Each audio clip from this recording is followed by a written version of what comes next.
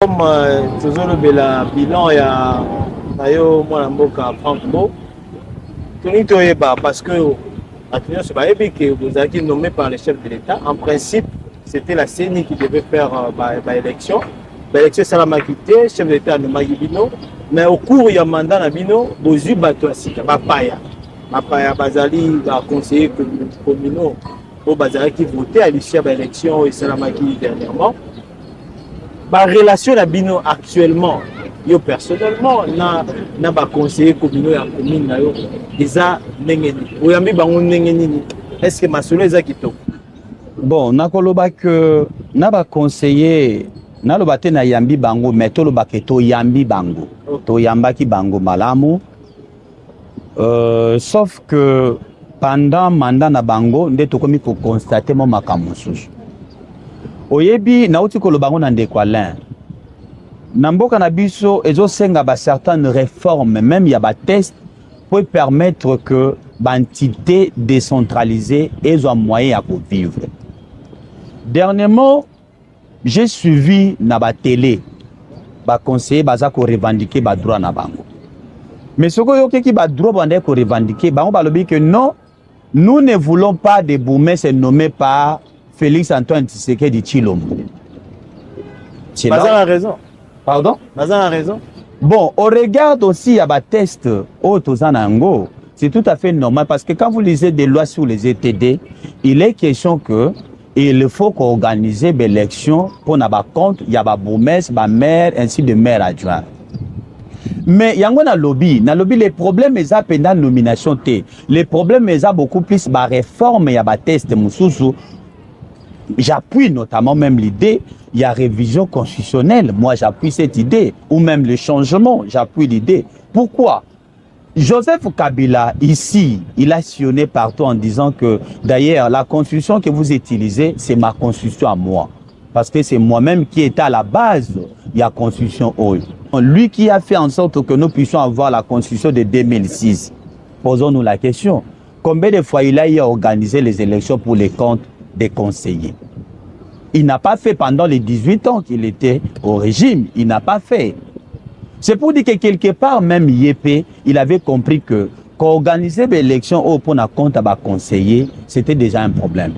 J'ai aimé beaucoup plus aussi le VPM. Le VPM de l'intérieur, il avait dit, bon, Nalanda qui est na télé a lobby que au Bénin et au Sala que la province est belée et ça la développé, ce sont les assemblées provinciales. Parce que les députés provinciaux ont tendance de tirer sur les gouverneurs. Mais je dis, c'est presque le même pratique que le ministre de l'Intérieur a dénoncé au niveau des provinces. C'est ça qui se passe maintenant au niveau du conseil, au niveau des communes. Déjà, la réserve, c'est du fait que nous ne sommes pas leur émanation. Bon, je vous rassure que les jours que les conseillers vont élire les bourgmestres, ok? Mais je vous dis que ce que nous allons assister aujourd'hui, que vous allez plus par rapport à Oezo Salamachiko. Donc, Bazo Tchabino mal à l'aise. Bazo Tchabino mal à l'aise. Sauf que tantôt, Bazo comprend que la loi sur les ETD est comme une procédure et comme une soukate. Ça signifie quoi? Lorsque l'élection, il y a Bangwe Salami, il faut que ba organiser l'élection pour la promesse, ainsi les bourgmestres adjoints et le maire. Après avoir élu ba bourgmestre que na tout na bango na ba maire ba ko désigner to ba ko nommer ba échevin. OK. Ba principe to benga il y a des principes de droit. Principe il y a droit ezalaka introduction, développement ainsi conclusion. Donc le col non li kamango za introduction. Ça va. Nous va développer en côté. Tokoki jamais ko chiter na conclusion. Alors vous vivre non, mais raison pour laquelle finalement vous êtes dans une situation de blocage. Mais na koloba ça blocage était parce que au moni relation nion son avis, hein? Au go ko soit relation musuzu ta musuzu na mwasi moko par exemple. Et lui koloba te que relation na faut que ne ka tina libala.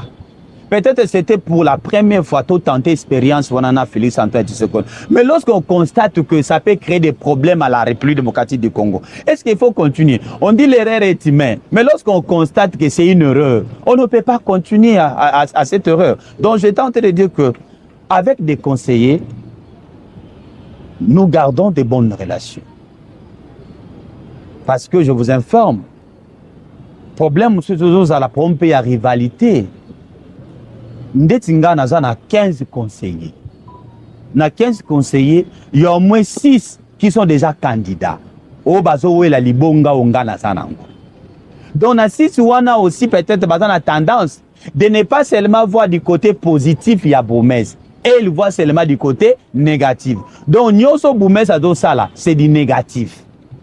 Pour nanini parce que bango pe baza ko envier déjà basa la nini. Bazwa libonga wana. Allez-y comprendre la suite. Donc tout le monde il y a eu 15 conseillers na monsieur le bourgmestre moi attention ezali. Vous avez pas suivi à Kimbantseki, à Kinshasa, à Kalamu. C'est partout. Mais je te dis que nous sommes des mêmes morales. Il y a parce que il y a ceux qui viennent pour exposer ma problème à laquelle je vais voir si je suis en mesure de résoudre. Parce que Moussa, ngana quartier na côté moins sécurité. Ngana quartier na côté moins. S'il faut que na quitte parce que conseiller notamment informé nga. Et je suis ouvert avec tout le monde. Mais je dis les problèmes beaucoup plus parce que déjà belé baza ko envier ba remplacer déjà na kitiango.